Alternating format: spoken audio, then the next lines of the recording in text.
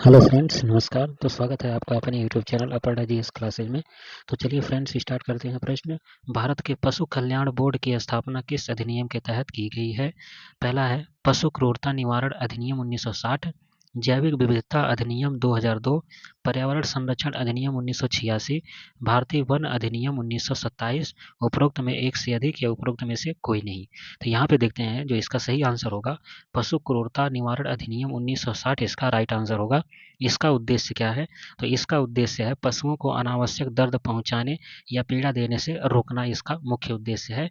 और इसके अंतर्गत अगर पहला अपराध पशुओं के खिलाफ आपके द्वारा होता है तो आपको 10 रुपए से कम नहीं और 10 रुपए से 50 रुपए के बीच तक का जुर्माना लगाया जा सकता है।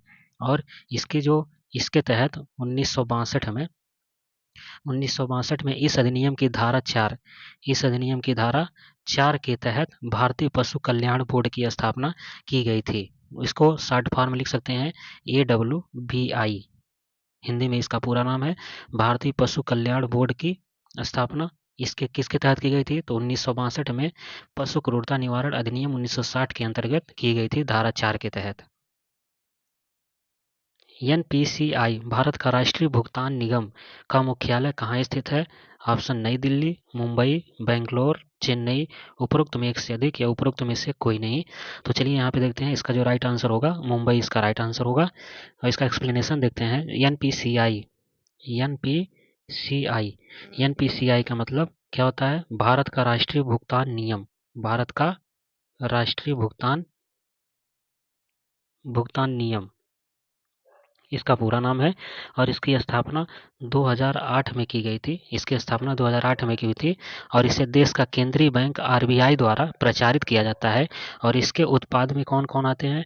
तो इसके उत्पाद के अंतर्गत भीम भीम जो ऐप है ट्रांजैक्शन वाला, यूपीआई, भीम यूपीआई, और इसके साथ साथ रुपे रुपे भी इसका उत्पाद है। तो भीम, यूपीआई, रुपे आदि इसके उत्पाद हैं एनपीसीआई के। जीडीपी माप के लिए जिम्मेदार राष्ट्रीय एजेंसी है। जीडीपी माप के लिए जिम्मेदार राष्ट्रीय एजेंसी कौन सी है? आर्थिक सलाहकार कार्यालय, एनएसएसओ राष्ट्रीय नमूना सर्वेक्षण कार्यालय, एनसीएईआर मतलब अप्लाइड इकोनॉमी रिसर्च की राष्ट्रीय परिषद, सीएसओ केंद्रीय सांख्यिकी कार्यालय। उपरोक्त में एक से अधिक या उपरोक्त में से कोई नहीं। तो इसका राइट आंसर होगा सीएसओ यानी कि केंद्रीय सांख्यिकी कार्यालय। सीएसओ का फुल फॉर्म क्या होता है? Central statistical office. Central statistical office इसका फुल फॉर्म होता है। और यह जीडीपी माप के लिए उत्तरदायी राष्ट्रीय एजेंसी सीएसओ है। जीडीपी का full form gross domestic product होता है। जीडीपी मापने के लिए जो उत्तरदायी राष्ट्रीय एजेंसी है वह सीएसओ होता है, केंद्रीय सांख्यिकी कार्यालय, जो एमओएसपीआई सांख्यिकी और कार्यक्रम कार्यान्वयन मंत्रालय के तहत है। एमओएसपीआई का फुल फॉर्म क्या होता है? तो ministry of statistics and programme implementation MOSPI का फुल फॉर्म होता है। किस पैनल ने केंद्र प्रायोजित योजनाओं सीएसएस की संख्या 66 से 30 से कम करने के लिए सिफारिश की थी? तो ऑप्शन देखते हैं। Shivraj Singh Chauhan panel, Arjun Singh panel, Arvind Subramanian panel, Naveen Patnaik panel. उपरोक्त में से एक से अधिक या उपरोक्त में से कोई नहीं। इसका सही आंसर हो जाएगा शिवराज सिंह चौहान पैनल। तो शिवराज सिंह चौहान पैनल क्या है? तो यह देखते हैं, इसके अंतर्गत जो नीति आयोग परिषद है, नीति आयोग परिषद ने शिवराज सिंह चौहान पैनल की सिफारिश को केंद्रीय प्रायोजित योजनाओं की संख्या 66 से 30 से कम करने के लिए स्वीकार किया गया था। तो इसका जो सही आंसर होगा शिवराज सिंह चौहान पैनल इसका राइट आंसर होगा। नेक्स्ट प्रश्न देखते हैं। स्वास्थ्य देखभाल कार्यबल के संदर्भ में आशा का संक्षिप्त नाम क्या है? तो इसका देखते हैं। आशा का संक्षिप्त नाम assistant social health activist, associate social health activist, accredited social हालत एसोसिएटेड। तो इसका देखते हैं क्या आंसर होगा। तो ऑप्शन नंबर सी यहाँ पे देखते हैं, एक्रेडिटेड सोशल हेल्थ एक्टिविस्ट इसका फुल फॉर्म होगा। तो आशा यानी कि इसकी शुरुआत देखेंगे कब हुई थी? तो इसकी शुरुआत 2005 में इसकी शुरुआत हुई थी 2005 में। और 2012 में 2012 में यह पूरी तरह से जो आशा है यह पूरी तरह से एक्टिव हो गया था। तो आशा क्या होता है? तो राष्ट्रीय ग्रामीण स्वास्थ्य मिशन के हिस्से के रूप में भारत का एक स्वास्थ्य और परिवार कल्याण मंत्रालय द्वारा स्थापित समुदाय स्वास्थ्य श्रमिक समुदाय है ये। तो इसका फुल फॉर्म होगा accredited social health activist. NITI Aayog के पहले सीईओ कौन थे? तो नीति आयोग के पहले सीईओ अरविंद पनगड़िया, रघुराम राजन, अमिताभ कांत, सिंधु श्री खुल्लर। उपरोक्त में से एक से अधिक, उपरोक्त में से कोई नहीं। तो इसका राइट आंसर होगा सिंधु श्री खुल्लर। सिंधु श्री खुल्लर यह नीति आयोग के पहले सीईओ थे। फर्स्ट सीईओ सिंधु श्री खुल्लर थे। अरविंद पनगड़िया जो थे ये पहले उपाध्यक्ष थे। अरविंद पनगड़िया पहले उपाध्यक्ष। नीति आयोग 9 जनवरी 2015 को जिसकी स्थापना हुई थी 9 जनवरी 2015 को। इसके वर्तमान में सीईओ कौन है? तो वर्तमान में जो सीईओ हैं वो बीवी आर सुब्रमण्यम इसके वर्तमान सीईओ हैं, जिन्होंने 25 फरवरी 2023 को कार्यभार संभाला था। डीआरडीओ रक्षा अनुसंधान और विकास संगठन किस मंत्रालय के प्रशासनिक नियंत्रण में है? गृह मंत्रालय, प्रधानमंत्री कार्यालय, रक्षा मंत्रालय, विज्ञान और प्रौद्योगिकी और पृथ्वी विज्ञान मंत्रालय। उपरोक्त में से एक से अधिक, उपरोक्त में से कोई नहीं। तो इसका सही जो आंसर होगा रक्षा मंत्रालय इसका राइट आंसर होगा। तो चलिए देखते हैं डीआरडीओ यह इसका जो हिंदी में अगर फुल फॉर्म देखेंगे तो रक्षा अनुसंधान एवं विकास संगठन यह भारत गणराज्य की एक एजेंसी है और इसका जो मुख्यालय नई दिल्ली में है। इसका फुल फॉर्म क्या होता है? Defence research and development organisation. इसका जो गठन हुआ था 1958 में हुआ था, 1958 में इसका गठन हुआ था। इसका मुख्यालय नई दिल्ली में है। इसका मुख्यालय। परमाणु ऊर्जा आयोग की स्थापना कब की गई थी? 1951 में, 1948 में, 1949 में, 1952 में। तो इसका जो सही आंसर हो जाएगा परमाणु ऊर्जा आयोग की जो स्थापना हुई थी 1948 में, 1948 में। तो परमाणु ऊर्जा आयोग जो है यह परमाणु ऊर्जा विभाग के तहत भारत सरकार का एक निकाय है और इसके जो प्रथम अध्यक्ष थे, परमाणु ऊर्जा विभाग के जो प्रथम अध्यक्ष थे वो कौन थे? तो डॉक्टर होमी जहांगीर भाभा परमाणु ऊर्जा विभाग के प्रथम अध्यक्ष थे। और परमाणु ऊर्जा आयोग की इसकी स्थापना कब हुई थी? तो 3 अगस्त 1948 को इसकी स्थापना हुई थी परमाणु ऊर्जा आयोग की। और इसका मुख्यालय कहाँ पे है? तो मुंबई में इसका मुख्यालय है परमाणु ऊर्जा आयोग का। Central food technology research institute कहाँ पे स्थित है? तो central food technology research institute Chennai, Jaipur, Mysore, Allahabad. उपरोक्त में से एक से अधिक या उपरोक्त में से कोई नहीं। तो इसका राइट आंसर हो जाएगा मैसूर। मैसूर कहाँ पे है? तो मैसूर कर्नाटक में है। कर्नाटक में central food technology research institute का जो मुख्यालय है वो मैसूर में स्थित है। और इसकी स्थापना कब हुई थी? तो इसकी जो स्थापना हुई थी, स्थापना देखेंगे 21 अक्टूबर 1950 को। 21 अक्टूबर 1950 को central food technology research institute की स्थापना हुई थी मैसूर कर्नाटक में। इसकी जो मुख्यालय है मैसूर में है। राष्ट्रीय विकास परिषद कब स्थापित किया गया? 1951 में, 1952, 1948, 1950।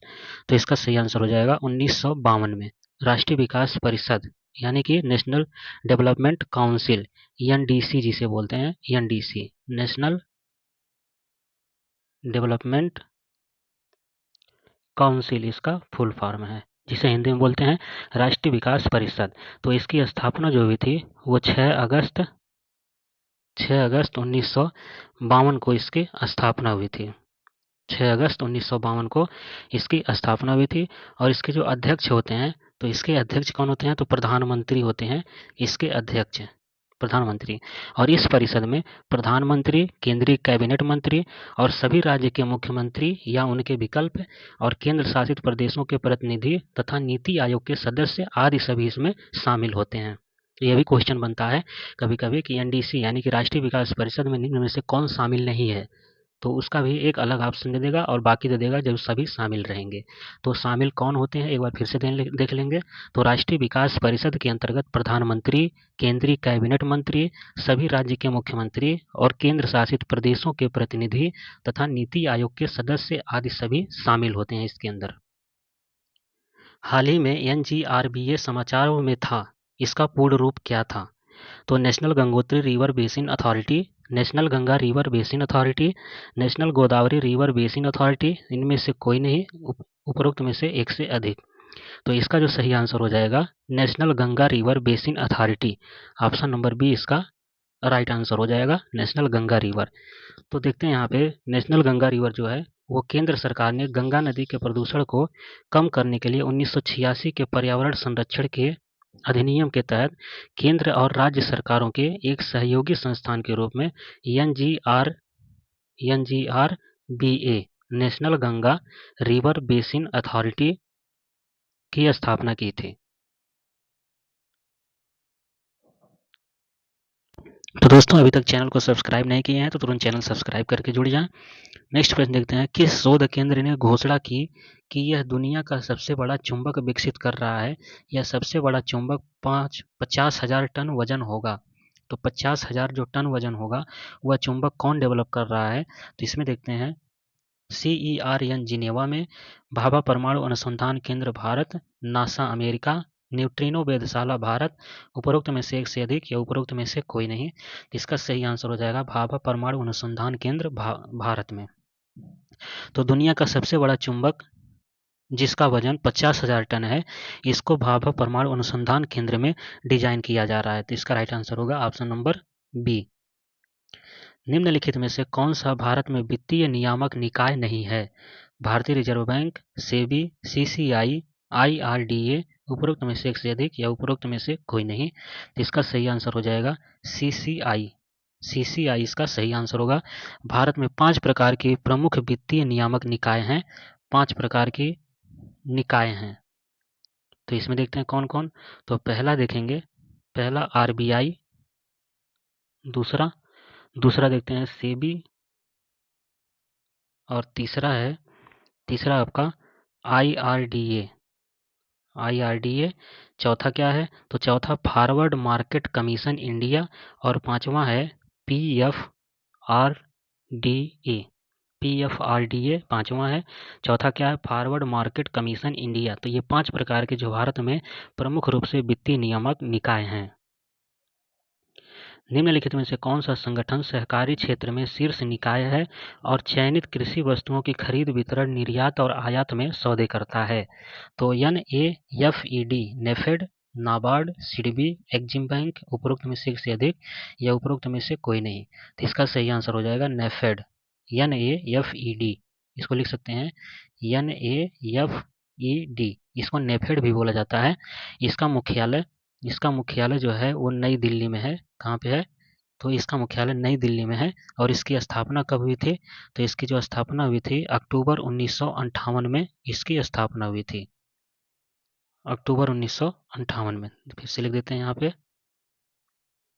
1958 में इसकी स्थापना हुई थी अक्टूबर में।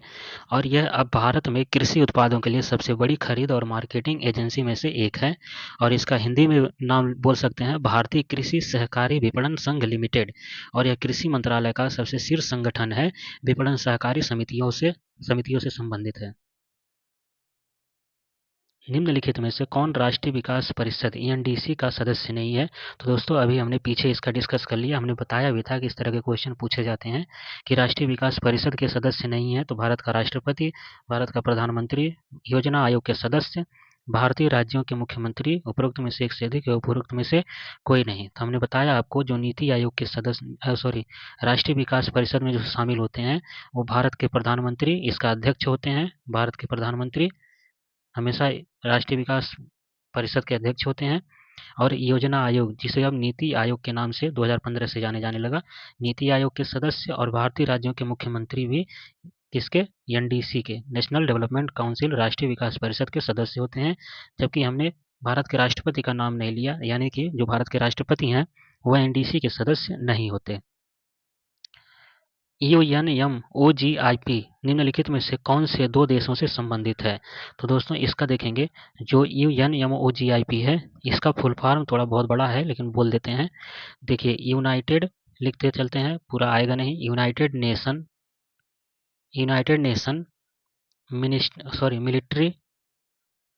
मिलिट्री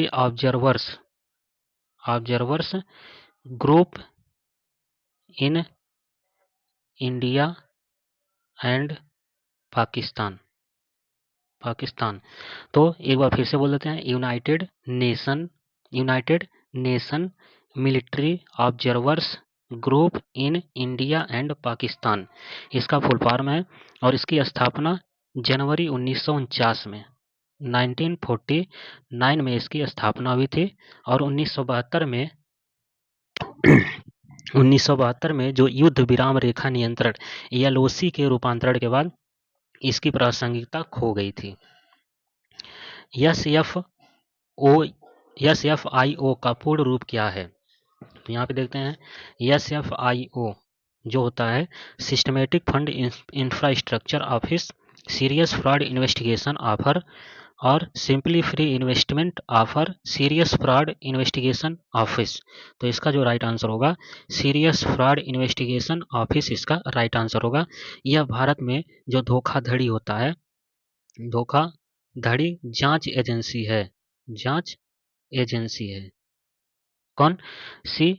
तो कौन जांच एजेंसी है? तो SFIO, जिसका फुल फॉर्म होता है serious fraud investigation office. Bharat के कारपोरेट मामलों के मंत्रालय के अधिकार क्षेत्र में यह आता है। CSIR के अध्यक्ष हैं राष्ट्रपति, प्रधानमंत्री, विज्ञान और प्रौद्योगिकी मंत्री, पाप, राष्ट्रपति द्वारा नियुक्त व्यक्ति, उपरोक्त में से एक से अधिक, उपरोक्त में से कोई नहीं। तो इसका जो राइट आंसर हो जाएगा वो हो जाएगा CSIR। जो CSIR के अध्यक्ष कौन होते हैं? तो यह प्रधानमंत्री होते हैं, प्रधानमंत्री इसका राइट आंसर होगा। CSI का फुल फॉर्म क्या होता है? CSIR लिख देते हैं, CSIR इसका फुल फॉर्म होता है काउंसिल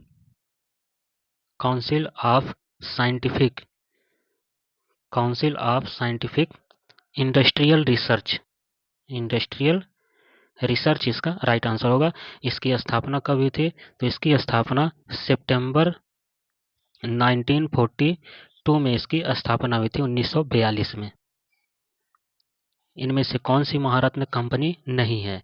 तो इसमें कौन सी महारत्न कंपनी नहीं है? भेल, Bharat heavy electricals limited, GAIL, gas authority of India limited, PGCIL, power grid corporation of India limited, NTPC, national thermal power corporation. उपरोक्त में से अधिक या उपरोक्त में से कोई नहीं। तो इसने पूछा कौन सा नहीं है, तो PGCIL यहाँ पे महारत्न कंपनी नहीं है। नेक्स्ट देखते हैं। तो दोस्तों चैनल पर नए हैं तो तुरंत सब्सक्राइब कर लें और लाइक शेयर कमेंट जरूर करें। भारत निम्नलिखित संगठनों में से किसका हिस्सा नहीं है? तो विश्व व्यापार संगठन का, संघाई सहयोग संगठन का, एशिया प्रशांत महासागरीय आर्थिक सहयोग का, बिम्स्टेक का, उपरोक्त में से अधिक या उपरोक्त में से कोई नहीं। तो यहाँ पे जो सही आंसर हो जाएगा एशिया प्रशांत महासागरीय आर्थिक सहयोग, इसका इन संगठन में भारत हिस्सा नहीं है। तो मिलते हैं नेक्स्ट वीडियो में, तब तक के लिए धन्यवाद।